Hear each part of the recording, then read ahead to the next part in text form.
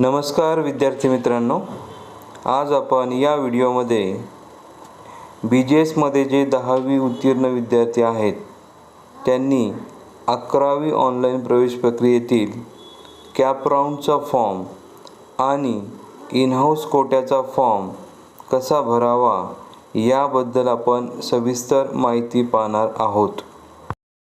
प्रथमतः इयत्ता 10वीतील उत्तीर्ण विद्यार्थ्यांचे हार्दिक अभिनंदन। कॅप राऊंडचा फॉर्म व इन हाऊस कोटा फॉर्म भरण्यापूर्वी हे काही स्ट्रीम कोड्स आहेत जे तुम्हाला माहिती असणे आवश्यक आहेत।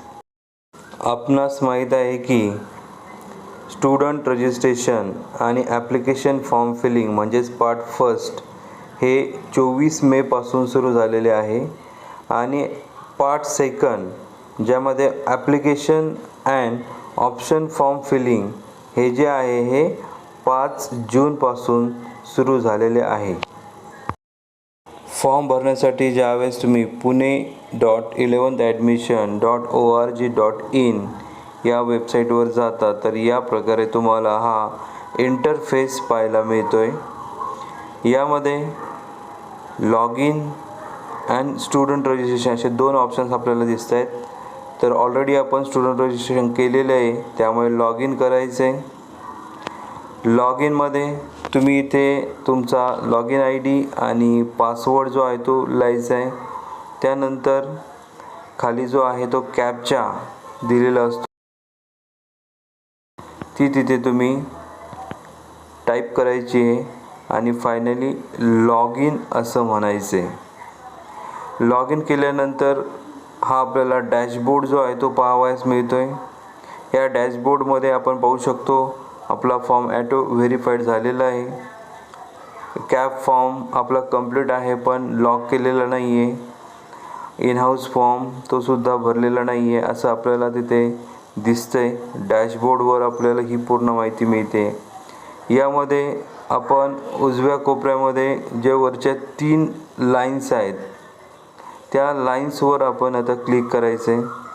क्लिक केल्यानंतर आपल्याला अशा प्रकारचा ऑप्शन्स आपल्याला आपल्या समोर दिसत आहेत ज्यामध्ये stream and medium, choose stream and medium, त्याच्यानंतर चूज ज्युनियर कॉलेज, त्याच्यानंतर कोटा चॉईसेस, नंतर ॲप्लिकेशन फॉर्म पार्ट फर्स्ट अशा प्रकारचे वेगवेगळे ऑप्शन्स आपल्याला दिसत आहेत। त्यापैकी आपण आता पार्ट सेकंडमधील चूज स्ट्रीम मीडियम हा ऑप्शन घेऊया।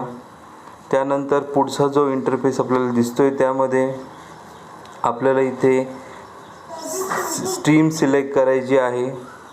त्यामध्ये आर्ट्स, सायन्स आणि कॉमर्स अशा प्रकारच्या स्ट्रीम्स आपण सिलेक्ट करू शकतो। तर इथे जी आपल्याला स्ट्रीम सिलेक्ट करायची ती तुम्ही सिलेक्ट करा। इथे सायन्स स्ट्रीम सिलेक्ट केल्यास आपल्याला इंग्लिश मीडियम हे आपल्याला दिसतंय। आर्ट्स सिलेक्ट केली तर आपल्याला हे वेगवेगळ्या प्रकारचे मीडियम्स आपल्याला पाहायला मिळत आहेत। आपणास आवश्यक असे मीडियम तुम्ही सिलेक्ट करायचे आहेत। यामध्ये मी सायन्स आणि मीडियम इंग्लिश हे सिलेक्ट करतोय। त्यानंतर पुढे सेव्ह या बटनावर क्लिक करायचे। पुढे आपल्याला सेव्ह या बटनावर क्लिक केल्यानंतर आपले मार्क्स जे आहेत ते पाहायला मिळत आहेत आणि त्यानंतर ज्यावेळेस आपल्याला stream and medium details save successfully म्हटल्यानंतर पुढचा ऑप्शन आपण सिलेक्ट करायचा आहे चूज ज्युनियर कॉलेज। त्यानंतर आपल्याला इथे stream, medium, status, college type अशा प्रकारचे वेगवेगळे ऑप्शन्स आपल्याला पाहायला मिळत आहेत। पण जे आपल्याला BGS कॉलेज सिलेक्ट करायचं आहे त्यासाठी तुम्ही अगदी सोप्या पद्धतीने सिलेक्ट करू शकता, सर्च करू शकता। त्यासाठी पहा इथे तुम्ही UDIS कोड जो आहे तो फक्त इथे टाईप करायचा आहे। तो म्हणजे आपला 27-250-50-86-22 हा टाईप केल्यानंतर डायरेक्टली तुम्ही सर्च ज्युनियर कॉलेज या ऑप्शनवर क्लिक करायचे आणि क्लिक केल्यानंतर तुम्हाला डायरेक्टली एक एडेड आणि अनएडेड अशा प्रकारचे 2 ऑप्शन्स तुम्हाला इथे दिसतील.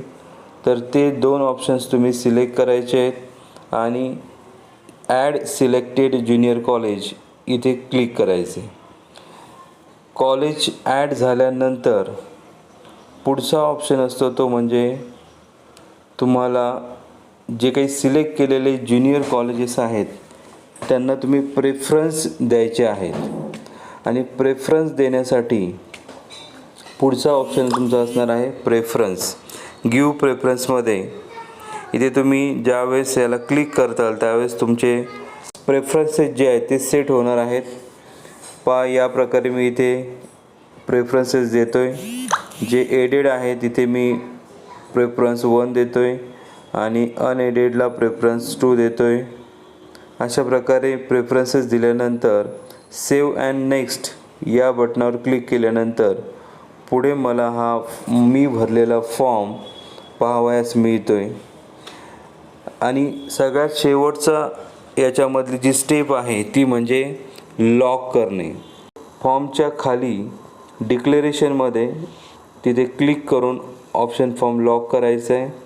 तर इथे ऑप्शन फॉर्म लॉक करणे हे खूप महत्त्वाचे आहेत. या प्रकारे तुम्ही ऑप्शन फॉर्म लॉक करू शकता. या प्रकारे तुम्हाला ऑप्शन फॉर्म लॉक झाल्याची खात्री करून घ्यायची आहे.